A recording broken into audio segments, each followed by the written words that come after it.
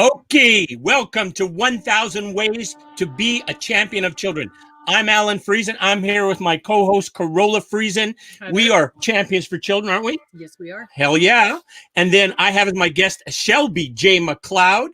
Shelby is a community at large member. She's all involved in the community. I'm reacquainted her recently, mostly with Shenla, the Southern Alberta Housing and Equity North. What's it called? No, it's close enough.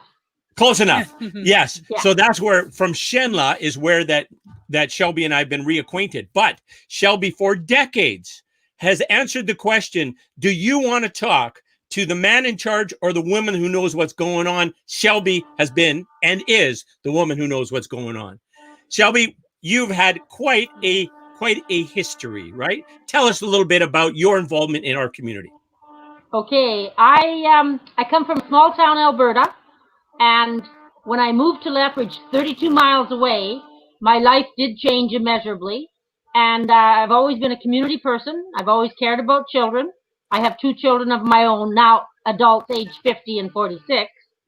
And I just did my day-to-day living, but I always cared about people. And then one day, my boss said to me, I'm going to Edmonton. He was an MLA. And he said, I need someone to come and help me out. And I said, well, I can't leave Lethbridge because this is where I live, but I will go for 2 weeks. Well, I stayed 10 years. And I worked out of the Alberta legislature. I loved every minute of it. I got to see how you can change children's lives, but people's lives, because I was there in 1997. So the children that I helped are now adults. So when you help a child, you help our future generation. And that's kind of where I realized that what we do today for children is measured for time immemorial. Yeah, you bet. You bet. Yeah, for their whole lifespan, you can make an improvement in the whole trajectory of their life, right? So that's correct. Yeah. So at that point, was that John Gogo then? Was the MLA then? No, it was Clint Dunford. I worked for John Gogo before that. But I didn't go to work in Edmonton for him. I worked out of Lethbridge. Got it. Yes. Okay. Got it. Yes. And our friend Clint, he is still well. He's been fighting cancer for years, but he's still there and he's still kicking and you see him quite regularly? Well, actually, I have to tell you, my boss in 2004, he wasn't feeling well and he had an MRI and they found multiple myeloma. So he started treatment, and then in 2006 he decided he was going to have a stem cell transplant, and he is the longest living stem cell transplant in the province of Alberta for multiple myeloma, and he's in his 6th study, and he's in hospital as we speak. He should be home this weekend, he says. His wife is a trooper, because that's a lot of testing and taking to doctor's appointments, and he's one of 179 in the world that's having this stem cell revisitation, I'm going to call it. And he was the only survivor, 1 out of 24, previous to that of a previous study. So he calls himself the best lab rat ever, and he is a trooper. So he's doing well, and he says he's going to beat it. So nice. I don't know if you know this, Clint is actually who introduced me to Rotary. Oh, he says, hey, what do you know about Rotary? And I said, not a thing. He says, come to a meeting. So I went to a Rotary meeting, and like meeting 1, I'm like, okay, where do I sign up? I'm in. Yeah. And because I think it's kind of a way to magnify magnify the difference you can make, right? When you get together with other people who also want to make that same difference, right? Then you can kind of get things happening. So yeah. That's absolutely correct. Yeah. Yeah. So speaking of that, what I'm hoping we have a committee with our Rotary Club called the Champions for Children Committee. And on that committee, we have Rotarians that are part of it. And then we have some community members that are part of it. So Dr. Greg Williams was our guest last time. He's from Texas. He's a adult trauma survivor and a doctor, and very, very devoted and committed to reducing the negative impacts of adverse childhood experiences. So he's awesome. We've got Cliff Ely. He's a Rotarian here. Dr. Darren Highland is assisting us as well. Kelly Bennis, and Kelly is also an adult survivor of childhood trauma, has written a book, has done further research. So she's going to be providing her time and talents to this as well. And Murray Anderson is also on our committee too. So we're working to get Rotary engaged so we can amplify the difference we make, and then and just try and make life better. As we've already said, you make life better for a child today, man, that could be a 80-year return, right? That could be a 100-year return, right? If the person lives a whole long, wonderful life, and we were able to help when they were 5 years old or 6 years old. That's right, and help avoid lots of pitfalls, because sometimes people say, well, send them to jail. But last time I checked, jail is not free. The taxpayers pay for it. So if every person you incarcerate, you send them back, I don't know how many years in their productivity. So if we can invest in a person when they're young and avoid jail and get them on the right track, look at all the money we save in the long run. Oh, you bet. Yeah. Have you ever heard of this Heckman equation? No, not right off the top of my head. Anyways, there's this Nobel laureate, so really smart guy, obviously, if you win Nobel awards, James Heckman, I believe it is, and he did his work was on the economic value of investing in early childhood, helping young women to have good pregnancies, making sure the child gets everything they need at their youngest ages, and follow that through, kind of a thing, for their whole life. And because the investment made there pays so many returns back into our community, into our society, and into the lives of those people, right? So it's an amazing, so it's very much a return on investment type thing, right? You do this, you make your country, your community stronger by investing in these folks right now. So, yeah. You know, it's funny that you should say that, because one of the portfolios that my boss had, and I got to do some of the work, was human resource and employment. And it also had the welfare SFI file, the AISH file, the WCB file. And so you start looking at the collateral damage of the human, and you realize there's some common denominators. And so, and Clinton's motto was, we help where we can, and we do no harm by trying to overregulate. He didn't like a lot of regulations, which was good. So when I left government, I, was just going to come back to Lethbridge and retire and take care of my niece who was dying at the time. And a lady called me. She said, we need you. And I said, for what? She says, well, we need you on the food bank board. And I said, oh, no. I don't have time. So she says, well, come to one meeting. Well, I've been there over 11 years. And then I went to a Canadian Mental Health meeting, and I'm now the chair of Canadian Mental Health, and in the South Zone. So one of the things that happened was this fellow from Rotary was going to make a donation to CMHA South Region to help children. And the gal that was talking about it, she said, we just need some money. And I had put some money away, and she says, we're going to change children's lives. And I said, okay, I'll give you the $10,000, and we'll set up a trust to help children.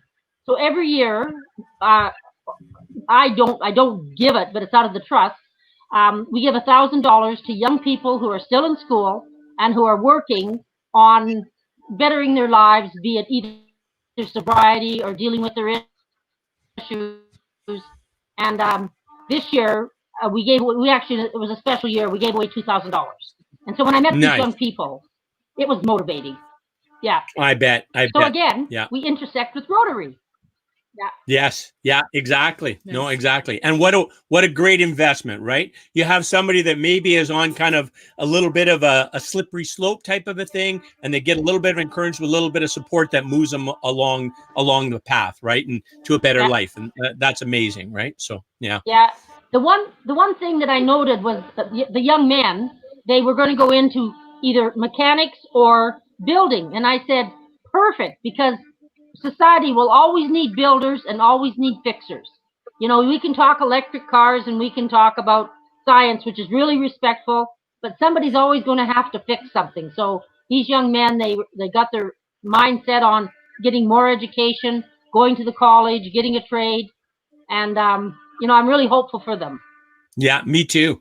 And one thing you say about the trades too that's real important is the satisfaction that you get from that kind of a work, right? To say, hey, I built that or I fixed that. That's huge, right? That's a very tangible thing that if that's something that your grandpa would say, hey, you make a difference, right? If I was talking to my grandpa and I said, well, I talk to people about contracts, and he'd say, office boy, you're not doing any damn good. But if I could say I could weld something, or I can fix something, or I can run a skid steer, I can do whatever, there's a value in that in terms of how tangible that is. Corolla, by the way, she's a pretty amazing skid steer operator. Mm-hmm. Woo! Yeah. If it starts snowing around here, she's in that skid steer right away. 2 flakes on the ground and she's on the controls. Yeah, you bet. It's fun. Yeah. Well, it's an important skill to have when you live on a farm. Yes. Totally. Totally. Unload products, or if you have to go to work someday, you've got your Wimmis. There you go. Yeah. Yeah, exactly. So, we were chatting the other day and we were talking about where some of the problems, like, first of all, and I don't want to scare anybody off or make this real negative, but there's these things called adverse childhood experiences that we've alluded to. And it involves trauma as a young person. And there's 10 things that are regarded as the adverse childhood experiences, but there's lots more things than that can be regarded as trauma. And so the thought is, if you have ACEs in your life or you have trauma in your life that has not been resolved, it can manifest in negative ways with your health. So we want to let our viewers know that that's a connection between having this trauma and your health. And then we want to encourage them to help to address that trauma, to minimize that trauma, to kind of move on, if you will, as best as they can. And not, it's not something you just flip the switch and do. It's a process, right? Yep. But in terms of, we just basically want to create that awareness so that people can say, yeah, I remember, something from my childhood where I felt helpless or hopeless or worthless, that kind of a thing.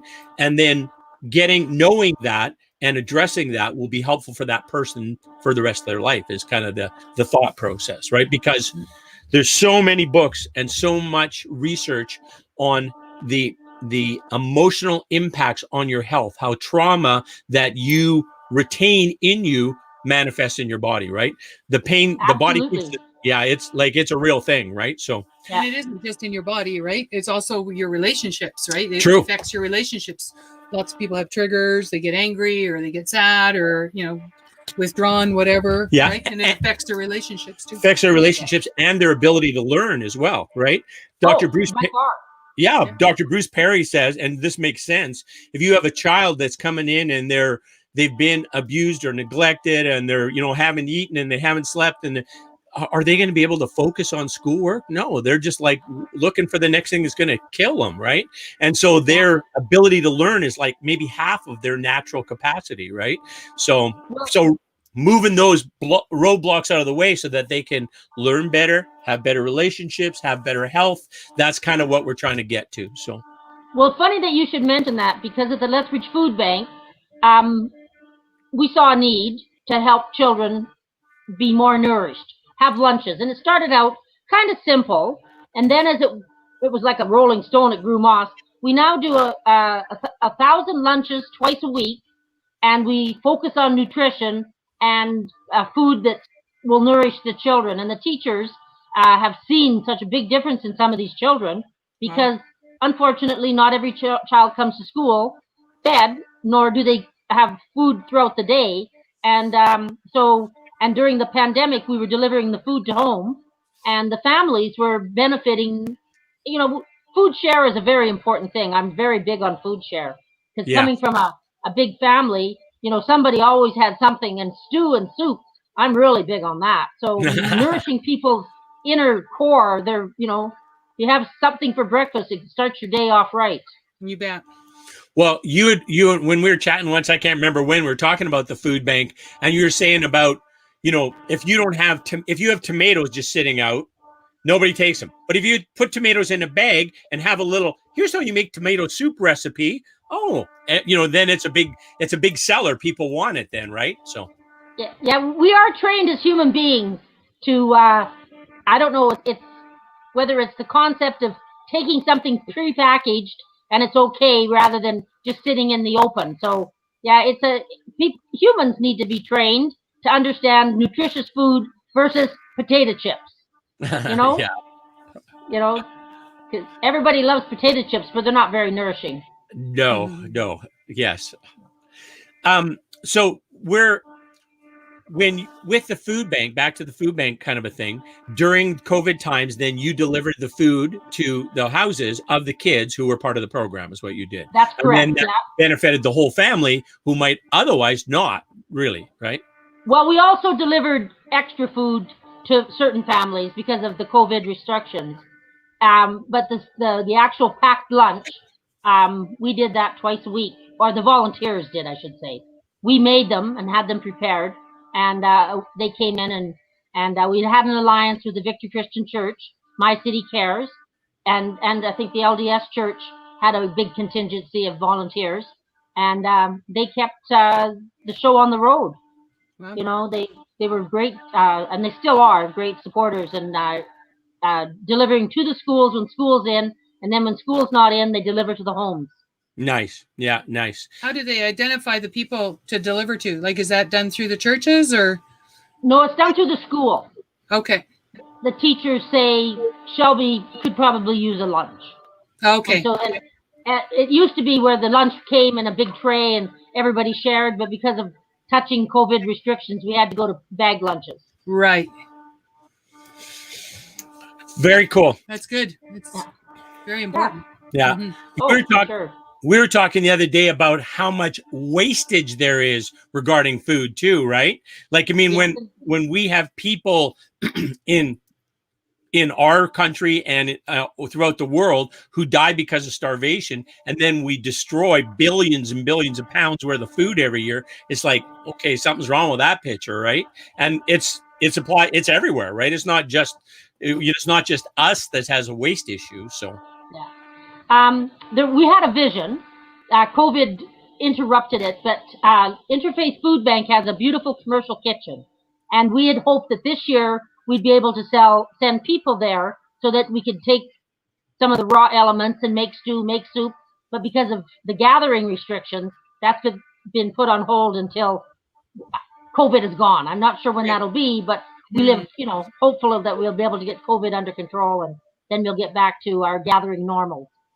Got it. And so that'd be a way to create nutritious food and eliminate or reduce as much spoilage as possible, right? Yeah, and some people do not know how to make soup.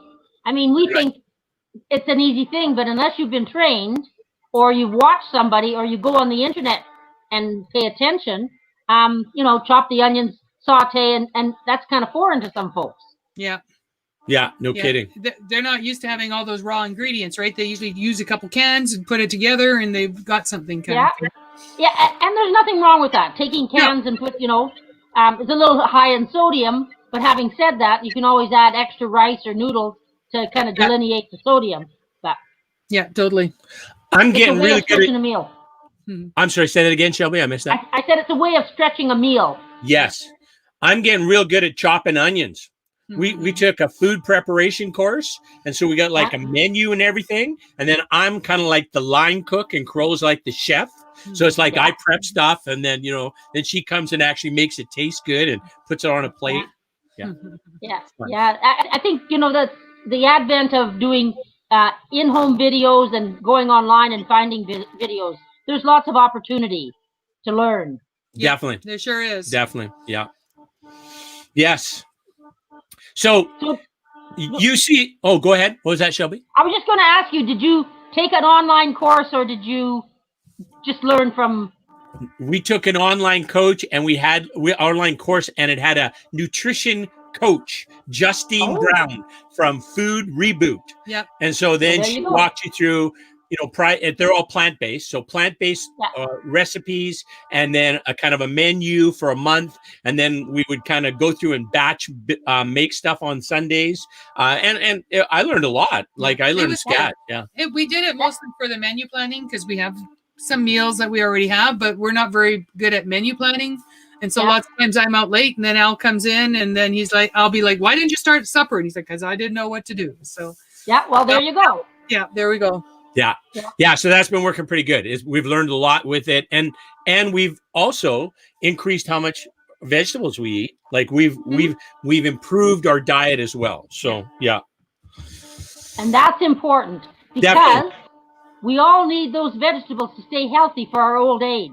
Exactly. Definitely do. Yeah. All kinds of research about that, right? That it helps you stay healthy. Yeah. Yeah, exactly.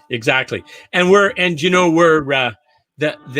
the more we could do with the diet, with what you put in your body, the easier it is for everything else, right? Mhm. You know, so yeah. Yeah, that's correct. Yeah, and making it taste good. Like we also kind of refined and enhanced some of the meals, even the ones that we liked before. Say, oh yeah, let's add a little bit of that in, right? We'll add in some kale on top, and we'll those kind of things. So yeah, it's been fun.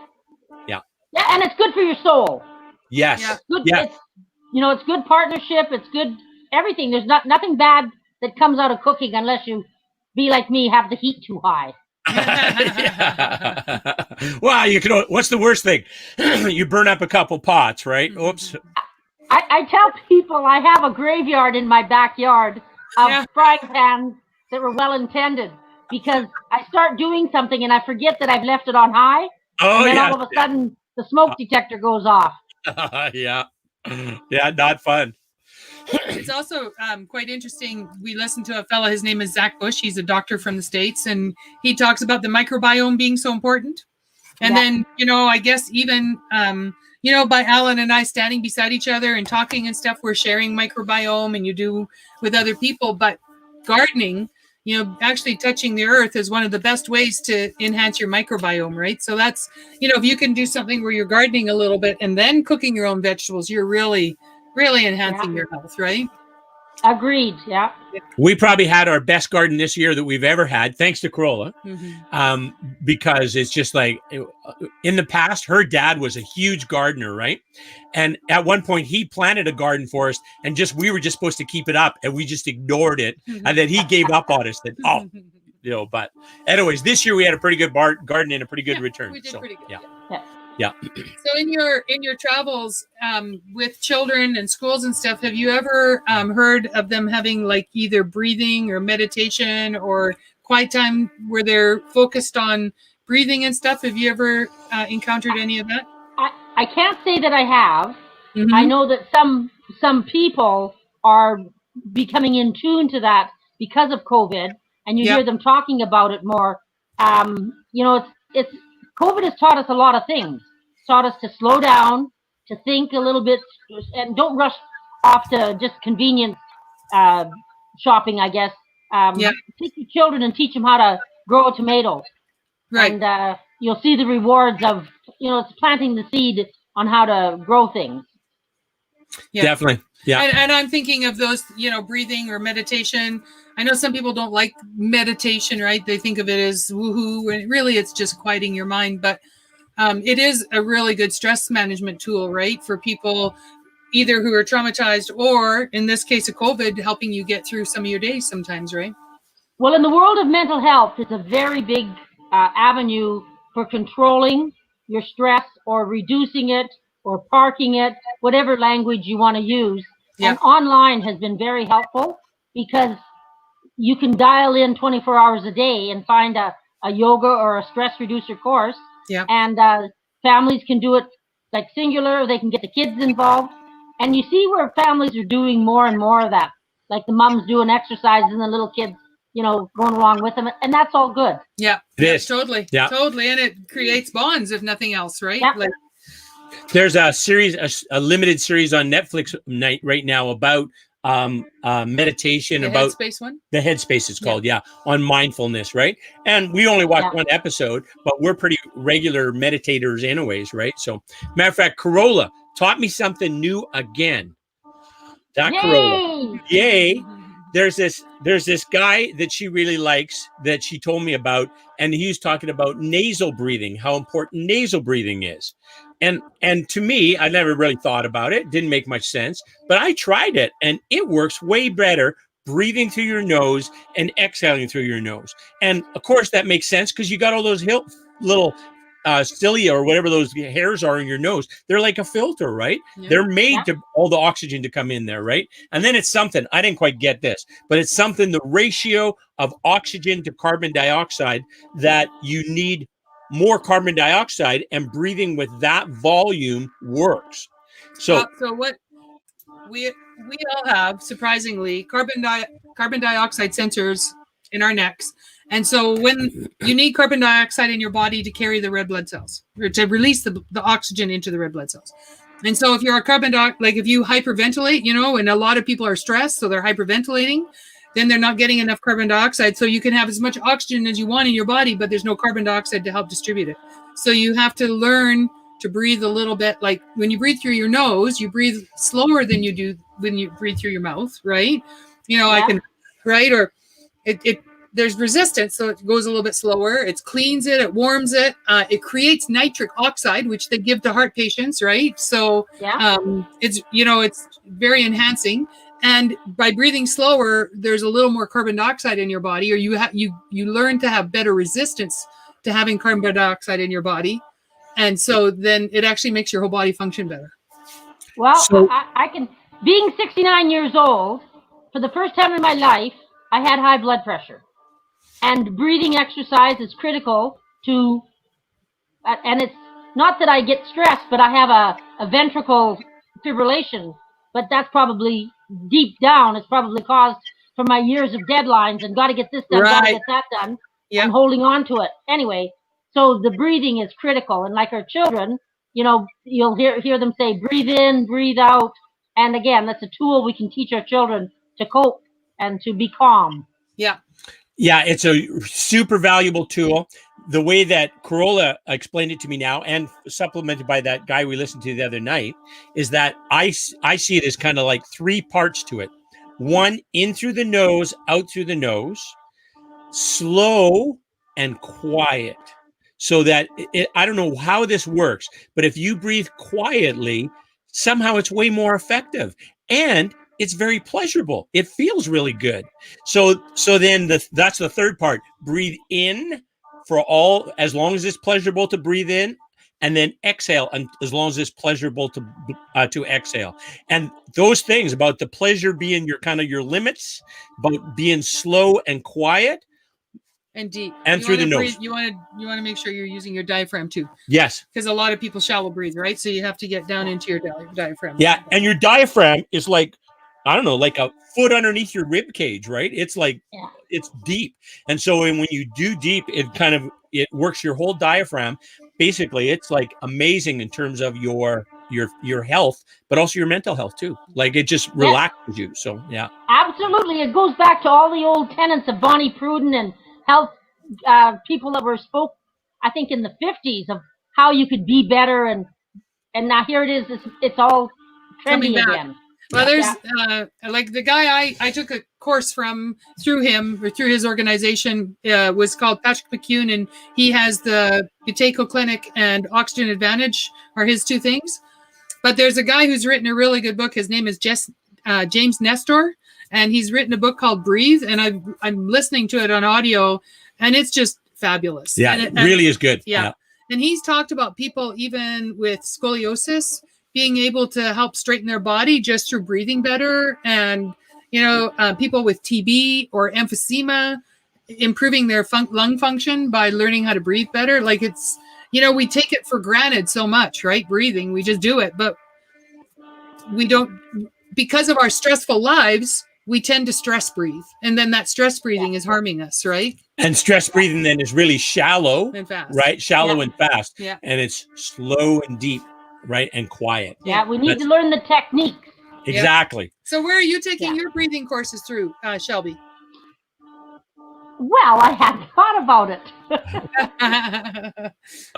I have old sisters. I have 3 sisters that are 89, 86, and 82.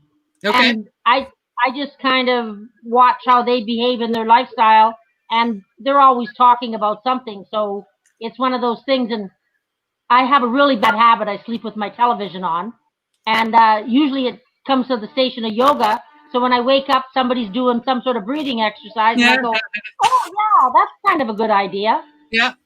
Yeah. Well, if you want to check anybody else, I know that Patrick McEwen, Corolla has got a little bit of a crush on Patrick McEwen, mostly because of his Irish accent. I think that attracts her attention in a big way. Yeah, he's from Ireland. But yeah, and he has the Oxygen Advantage and the Buteyko Clinic, Buyteko, right? That sounds like it. Yeah. So Shelby, in your Yes.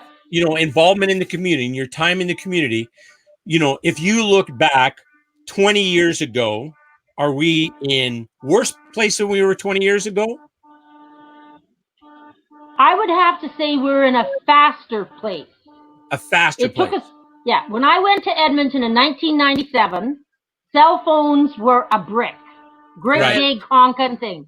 Yeah. And because of the first portfolio that Clint had, TELUS really wanted us, it was advanced education, to be on the cutting edge. So I was a recipient of some early technology, and I ended up having a really small cell phone. And I'd go to meetings with my boss, and I could text.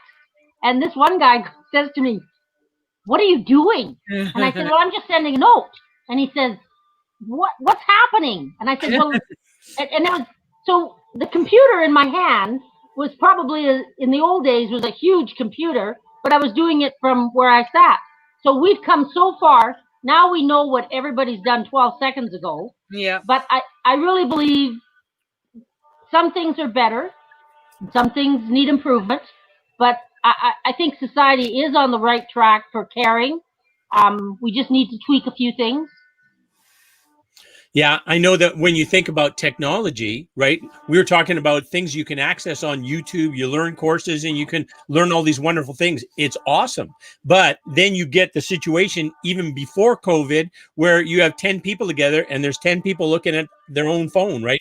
Nobody's having a conversation across the table, right? So in some respects, it's been really good, but in other respects, it's been a negative thing. So. Hence those commercials for kids, right? Where they have the kids and they're walking side by side, they're texting each other. Yeah. Right? And then they want to actually talk to human beings. Right. Not Yes, text, exactly. right? Yeah, that is a bit of a problem. But what I find, I mean, again, with my younger relatives, nieces, nephews, etc., if I want to get an answer from them, I text them. Yeah. If I phone them, they may not answer. Yeah. But if I text them, I'll get an answer immediately. Yeah. So it's me having to understand how they interpret communication. So when I talk with my 86-year-old sister, I'll say, "Well, I talked to Sarah the other day." And she said, "What did she say?" And I said, "Oh, well, we only talk on text." Well, she can't understand that. Yeah. She thinks I'm loopy, but I said, that's how you talk to young people. Yeah. And sometimes colleagues, because not everybody can fit and it's the one beautiful thing about texting. It used to be when I was in a meeting, you could send me a text and I could answer it. But if you phoned me, I couldn't leave the meeting. Yeah. Because I was in a meeting.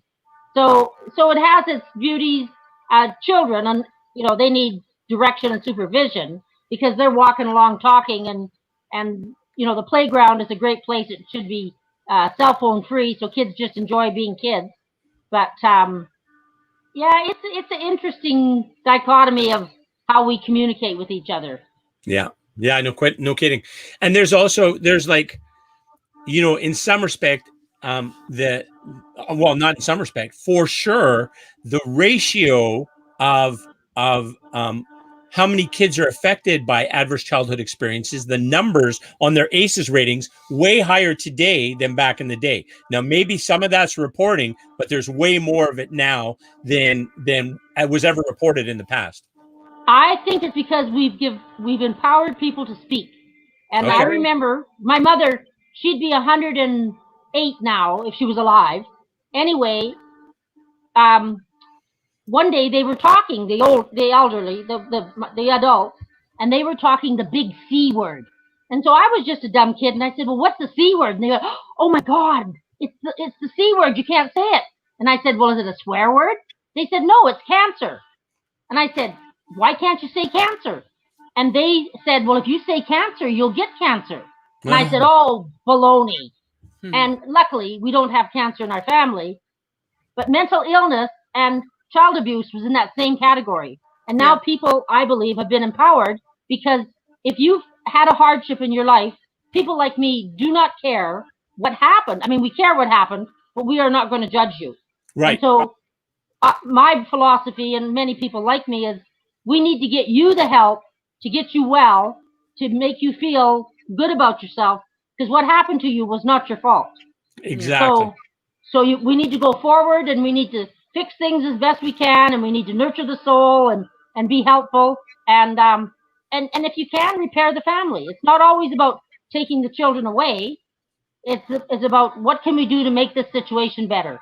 Definitely. Yeah. Most of the time, the children won't, like, they would prefer not to leave the family, no matter how bad the situation is, right? So improving the situation is the ideal solution. Yeah. I know that, again, we're next week, then Kelly Bennis is going to be on. Kelly is a survivor of trauma when she was a youth, and has written a book about it, has been very courageously wrote about it in the effort to let other people know about it and encourage them to address that trauma in their lives, right? So I know in this whole process of, like, for me to kind of research the ACEs stuff, and Corolla has helped me with that quite a bit too. In that whole research process, I found that it's not, there's the big things that happen, right? Definitely. But even surprisingly, small trauma that you think back and, oh, that was 30 years ago or 50 years ago, somebody said that to me, and it still impacted me for decades later. How does that make any sense, right? Especially if you were before the age of 10. Right. If you're a little person and you were, here's a good example. Corolla once did a presentation at school. How old were you? I would have been a little bit older. I would have been grade 7. Grade 7. So she'd have been about 12, right? So she does the presentation. The teacher, obviously somebody who should not have been a teacher, like, just went up one side and down her, and just that she's useless and worthless, and she's a terrible job I did. And yeah. So a little, Corolla was pretty shy back then, right? Little unsure and little shy. And then that kind of feedback, man, that, like, it took years before you could speak in public. I didn't speak in public. Like, I was a leader for 4-H, and my daughter was in 4-H, and I would blush every time I had to talk to a child, let alone trying to talk to an adult, right? And there was things that made me have to push forward to become less shy. But that one instant, coupled with my life story, really took a bite out of my confidence, right? And yeah, see, the blessing that I had. The blessing that I had, I was kind of a dumb blonde. I was just like a chowderhead. I went through life going do do do do do, and I never took anything real serious. And if something happened, I'd go, okay, well, that happened yesterday. And yet, some of my friends, similar situation would happen, and they took it to heart. And my mother used to say, "Oh, Shelby, you're such a dumb blonde," and I would say, "Oh, great," because I didn't carry it with me, which is I say is a blessing. It is a blessing, I think, yeah. But when I see somebody being berated, even in a store, I can't help but get involved. And my mother said that I was less than a year old, and this lady was being nasty to my mother in a snide way, and I was being sassy to this woman. So I have this defense mechanism that I always want to help the underdog. Don't ask me where it came from, but so that was when you were 1 year old, you said? Yeah. She said I just went to the lady, nah, leave my mom alone. Good for you. I've heard all kinds of things about Shelby. This is great. I love the part about, you agreeing to go to Edmonton for 2 weeks and ended up being there for 11 years. And was it 11 years? 10 years. 10 years. Yeah. Oh, yeah. No, 11 years was to do with the food bank, right? Yeah, I'm not going to do anything. That's right. 11 years later, you're on the food bank. And so with the Canadian Mental Health, that was just last year that you're engaged with their board? I think I've been there 11 or 12 years as well. Okay. Oh, with mental health. Oh, wait a minute. But now you're the president. Is that correct? CMA. Well, I'm the chair of the board. Chair of the board. Yes. Yeah. Okay. Got it. Yeah. That's recent. That I tend not to tell. Yeah, I tend not to tell people what I do. Yeah. I like to be the mouse in the corner. Yeah. So, okay. You think that, Shelby, but that's not how you were perceived as the mouse in the corner. Oh. I love how outspoken you are and that you share your point of view. You have a hard-earned knowledge. You've done a lot and you've learned a lot. So well, I sometimes, if I don't have anything to say, I try not to say it, because I have been blessed. I've been able to travel the world. I've been able to meet with the biggest and the brightest, and that also gave me a confidence that I don't have to take a back seat to anyone, because I'm just a little country girl from Tabor, lived on a farm, fell out of a barn when I was a kid. Maybe that's where my head injury came from. I don't know. But That's why I don't care so much about things. yeah, and I just can't take life. I take it serious, but I can't get hung up. But I feel that when it's my time to speak, I have to be heard. And so that's what I do. I speak up, and if people don't like me, I always say to my 90-year-old sister, 89, they don't have to like me. I just want them to hear me. Yeah, that's enough. Yeah. Hey, how old was your mom when she passed away? She was 72 years old.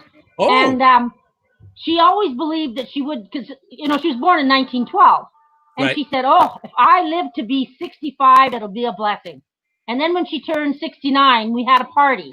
And people said, what are you having a party for 69 for? And I said, well, I'm kind of worried that she might not be here when she's 70. So let's have a party this year and next year and the year after. And then she did have a stroke and was incapacitated. And so we always talk about having a party when you're 69, because it's a good thing to do. Yeah, exactly. Kind of a precautionary party. Right. Yeah. That's it's right. definitely better to get it. It's definitely better to get those events in while they can, right? Exactly. My dad was, I don't know how old he was, like 82 or something, 81. And he had cancer everywhere, and he had had a heart attack, and he had been in this terrible car accident, broke his neck in the car accident. And he says to me, I've always wanted to go to PEI. And I'm saying, Dad, what are we waiting for? Like, you have a limited lifespan here, buddy. If we want to get that done, let's get her done. So we did go to PEI with him, and my sister and I went with him, and then it was great. We had a good time. But here's a good indication of how cheap. So just so my wife knows, I come by this naturally, how cheap my dad was. He lost his hat. He lost his cap. And I said, well, let's go get another one. He said, I'm not, spending $12 on another hat.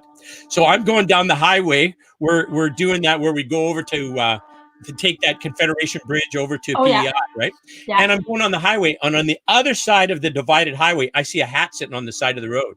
So I just stood on the brakes, went through the median, come up on the other side, opened the door, grabbed the hat off the ground, dusted it off a little, passed it back to him, and he was happy as a pig in shit. He had a hat, and he didn't have to buy it. So. Oh, but it wasn't his hat. It wasn't his hat. It was just somebody lost it on the highway, and I picked it up and gave it to him. So. Well, that's a good story. Yeah. Oh, and then there's one more part too. Oh yeah. We finally get. He wanted to go to Anna Green Gables' house, right? So we finally get. We flew to Moncton. We rented a car. We get to Anna Green Gables. We pull up to the entrance for the thing, and he says, and it was like $22 was the entry fee or something. Oh, do you think we should do it? Yeah, Dad, we're gonna do that. You hit a valid point, because that's kind of one of my little things I preach about. We plan a wedding, we plan a funeral, we plan a new car, but we sometimes don't plan to support children, to support elderly. And I say to my old sisters, what does it matter? It's just money. Because the average funeral is $10,000. So I say to them, we're just going to bury you in a cardboard box, but we're going to spend the $10,000 now. So we want you to have a good life. Yeah. And of course, they look at me like I'm from Mars. But, it's like children. We need to invest in children, make a better life for children, because it'll pay off in the long run. And who cares about at the end of your life, No, very true. Very true. I mean, if you think about, right today, if there was, if you had $500 in your bank account, and that $500 would allow somebody to eat for the next 3 weeks where otherwise they would not be able to, I think that'd be a really good investment, right? That, so. My 86-year-old sister, her husband was poorly, and she was saving her egg money in a jar in the basement. Anyway, long story short, the undertaker said to me, where did your sister get all these $5 bills? And I kind of thought about it. But here she had scrimped and saved so she could pay for this funeral. So the other day we were talking about funerals, and she said, well, I suppose if I die, they're going to save a lot of money. And I said, oh, how so? She says, well, you don't have to have, only 10 people can come. So you don't have to feel, like we usually had 200 or 300 people show to a funeral. And she says, you don't have to feed them and you don't have to, do all this dressing up stuff. So I said, where's your jar? I want to see how much money's in that jar. Oh, that's funny. Yeah. So where do you see as the best, like obviously the programs that get food to kids, right, who would otherwise not have food for breakfast or not have food for the day, kind of a thing. Super important program. What other ways do you see that we need to be better champions for kids? I think as soon as COVID restrictions are lifted, the cooking classes are critical. Yes. And at Interfaith, they have children's cooking classes, but they've all been suspended as well.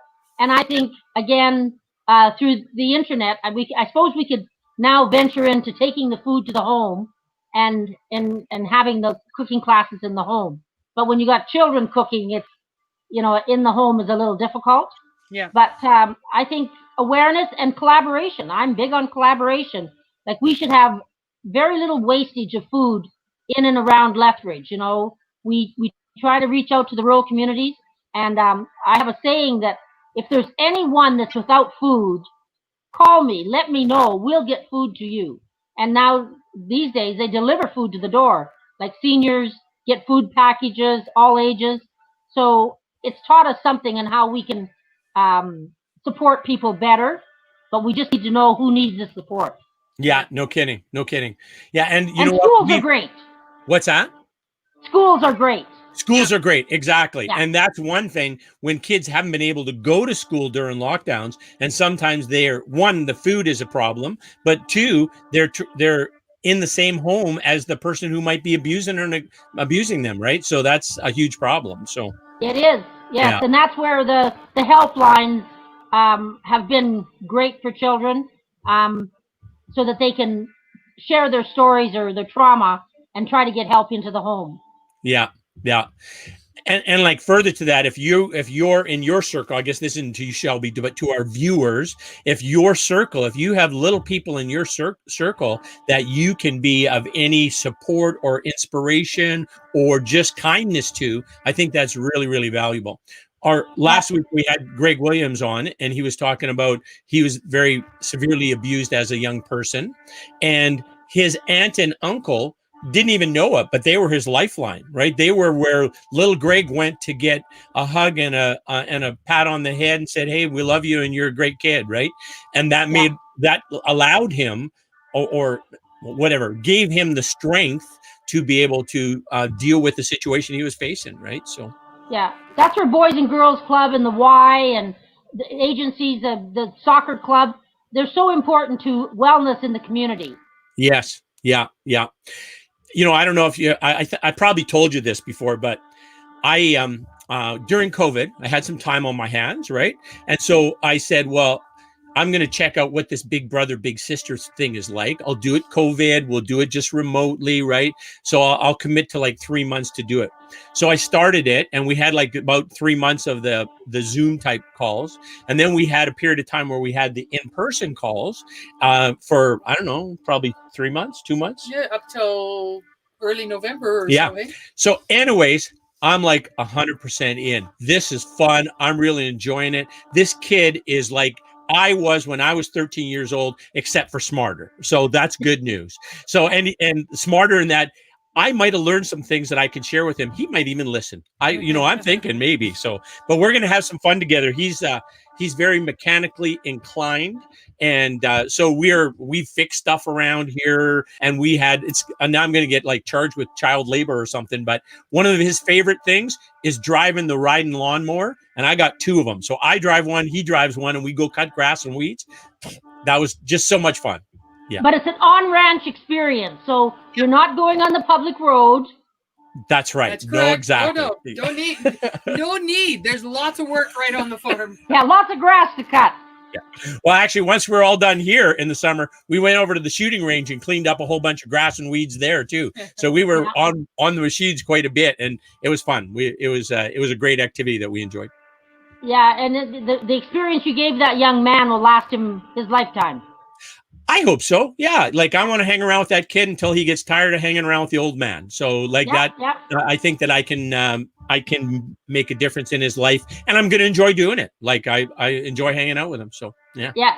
Every once in a while in my life, I'll get a phone call or something, and somebody will be talking to me, or they'll see me in a store and they'll say, "Do you remember me?" And I'll go, I got a memory, but it's really short. And they'll say, "You changed my life." And I'll go, "Well, how so?" And then they tell me something and I go, "Really? Did I say that?" I go, "Well, I'm sorry. I just forgot but I'm glad that I inspired you." Yeah, that's right. Well, Corolla, I don't know if you know this. Well, you do know this. She's a very accomplished horse riding instructor and coach and horse trainer, that kind of thing. And she gets some of her students, like you changed my life. Like you helped me with this. Or the one that scares me a little is when they say, "I want to grow up and be just like you." And then you're like, have I been good? I hope I don't swear. Like, did I ever swear around this child? Like you start putting all this pressure on yourself. But it's it's quite a compliment, right? And it's nice for these kids to have somebody to look up to. Yeah, and especially through animals. It's kind of that neutral territory. You bet. Yeah, Corlin, I remember. Go ahead. You go ahead. I remember one time I bought a horse for my daughter. And it wasn't a very expensive horse, and my friend said, "Well, what did you do that for?" And I said, "You know what? A horse is way cheaper than anything else. Yes, it costs some money to feed it, but she goes and tends to it every day, and it keeps her out of trouble." You bet. And it did. Yep. We have Corolla's boarders who have their horses here are all female or all female. And their relationship with their horse is a very important one. And I get it, but they got to see their baby and make sure that he or she is okay. And it's a real important thing for them to be caring for their animal, their Bart or their Bill or their I think that animals and horses in particular, for me, do help people who have trauma, right? Like I know for me as a child, I had horses and I experienced trauma, and the horses were what kept me sane, right? And I also think that there's an empathy that you get having dealt with trauma in your life, that you can relate to horses and make a relationship with the horse that's even closer than just the average person has, because of your things that you've learned through trauma, right? I agree. Yeah, one thing, Corolla's been giving me some riding lessons, and I used to not be. Historically, horses were a very scary thing. I would cry when I get close to him, because my first riding experience, my dad said, "Well, I'm going to teach you how to ride a horse," and then he carries me up to this I think it was 15. I think it was 15 feet tall. This horse. What's that? 15 hands. It was huge. And he puts me on the horse, and I'm crying before I even get close to the saddle. And then he puts me on the horse. The horse takes 2 steps. I fall off. Right? It was just like horrendous. But Corolla has been so kind and helped me with it. And actually, I even enjoy hanging out with the horses now. The other day, I was rubbing sugar on his chest there, and he liked that. He kind of gave me a little bit of a hug, sort of a thing. So so they like the attention too, and it's kind of fun hanging out with them. Yeah, for sure. Yeah, cool. So, what else do we want to talk about, Shelby? Well, I think just people sharing their stories, and sadly, sometimes when you tell somebody whatever your situation is, you may get a little bit of rebuff, but and that's why you can tell an animal, and the animal can't tell anybody. And so for children, they really need to have a safe place, a safe venue, a safe whatever you want to call it, so they can learn to feel good about themselves. Yeah, definitely, and get the right help, and learn too that they're not alone, right? Like that there's help. There's other people who are going through this. This isn't specific to them, and actually everything is repairable in the fullness of time. Yeah, because with enough support, the person can be whole again. Yeah. Well, have you ever read The Boy Who Was Raised as a Dog by Dr. Bruce Perry? No, I haven't. Oh, what an amazing book. Basically, he goes through, and so Dr. Bruce Perry is this expert on child development, and he has this kind of neurosequential model for brain development and childhood development, and it's basically where there's the brain stem, there's the diencephalon, the limbic, and then the neocortex, right? And that's kind of how you develop, right? And if there's an interruption in the child's development because of trauma, as an example, the connectivity that's supposed to happen between the brainstem and the neocortex doesn't happen, right? And so the person if what has been dropped in that period of time when the development was delayed or stopped, then he tries and restores that. So the title story is about a boy who was raised as a dog. This woman had a child. This young woman had a child. She knew she couldn't raise the child, so she gives it to her mother. Her mother's like 65 years old and obese and diabetic, and tries to care for the child, but only lives about another 10 months and then dies. The mother's boyfriend, who is like 69 years old, bachelor, he doesn't know anything about kids. He knows about dogs. So the kid actually thought he might be a little bit disabled, right? Yes, exactly. His capacity perhaps wasn't quite there, the old guy, right? So he just keeps the kid in the cage with the dogs, right? And they, every once in a while, I guess he changes his diaper, he feeds him with the dogs, and this kid goes in for tests, like goes into the medical clinic. The guy took him in there, and nobody said anything was wrong. It was just like, well, they just thought he was developmentally delayed.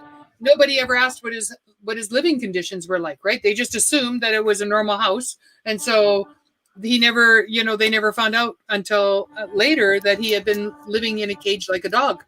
Yeah. So Bruce Perry asks all these questions, then comes up with a treatment plan, and then the kid's basically life is restored from that horrendous start. The kid goes on and he's like, talks about having a girlfriend and talks about going to college and, those kind of things that you would hope for any kid to have, that aspiration to have those relationships and those important experiences. So there's hope, right? Like, I mean, the worst possible things, there's hope, right? So that is absolutely correct. Yes. Yeah. Matter of fact, speaking of hope, if you want to send us an email, it is at 3hhumans. Oh, I'm going to put it up here. 3hhumans@gmail.com. Okay. So I'll just put this up here. And then you might say 3hhumans. What kind of goofy thing is that? Okay. Well, here's kind of the thought process here. Shelby, you can help. Shelby and Corolla can refine this for me if it doesn't make sense. I'm saying humans because we are all humans, always have been, always will be humans. There has been many times where guys that look a lot like me, old white guys, made up rules where some humans were not regarded as people. You, of course, you women weren't regarded as people at one time. Our First Nations folks that we have here weren't regarded as people one time. Our Black friends weren't regarded as people at one time, but we always have been humans, and we are humans now. So the wish is, the hope is, the dream is that all humans, every human in the world, no matter if they're white, black, yellow, red, brown, I think that's all of them, whatever color they are, will be healthy, will be hopeful, and will be helping. So that's kind of the wish that I have. Do you agree with that wish? I agree. Yeah, that's the wish that we have, that's what the future would look like. When we're talking about food insecurity, right? People not getting enough to eat, they can't be healthy if they don't get enough to eat. That's a fact, right? That's right. And if we could minimize the waste that occurs with food as a starting point, how many more people would have enough nutrition, would have enough quality and quantity of good food, right? It's like huge, right? Because the stuff that doesn't get thrown away is chips and cookies. They don't get thrown away, but produce sure gets thrown away, right? If we you can are make so correct. Yeah. Yeah. If we can make some stew or some soup, man, life would be a lot better. So, yes. Yeah. Well, this is a true story. When I was working all the time, somebody said to me, "How many green vegetables do you have in your fridge?" I went to my fridge. I didn't have one. I had everything convenience. And so then I changed that I had to have fresh vegetables. And when they come in, if you put them in the bin and forget about them, you will put them in the garbage. So when you come in, put them to work, fry them, cook them, freeze them, and then you'll have them, for future eating. Yeah, exactly. So we're on the wind down here. We're like 30 seconds left. Shelby, any other words of wisdom you have to share with us? I think just work together, collaborate, and share your your stories and forgive each other, and away you go. That sounds really good. That's great advice. And if you're listening to this and you can be of help to somebody in your community, in your circle, somebody who lives down the street that you know they're on their own, or a single mom who's like maybe struggling with stuff, like pick up the phone and give them a call. Or say hi to them on the sidewalk. And listen to people. Just listen sometimes. Yeah. Yeah, that's a really good one, Shelby. Yeah. Yeah. Shelby, it has been a delight to interview you, to have a conversation with you. I appreciate you so much. Thank you very much. I appreciate what you're doing as well. All right. Continue Keep well. best wishes. Yeah. Ciao. All right. Ciao. See ya. Yeah.